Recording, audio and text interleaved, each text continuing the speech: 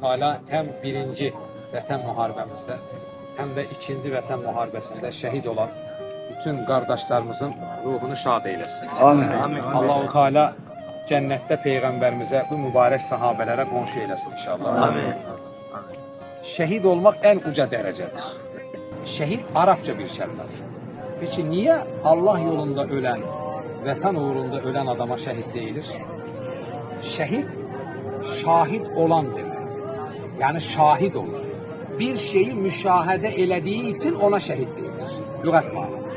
Peki, şehit Allah yolunda ölen bir insan neyi müşahede eləyir ki ona şehit değilir?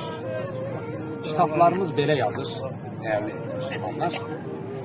Allah yolunda, din yolunda, vatan uğrunda ölen bir Müslüman, iman sahibi bir insan, o ruhu cesetten çıktığı an Allah-u Teala cennetteki yerini ona gösterir. O da o anda oranı seyir. O anda oranı temaşa edir.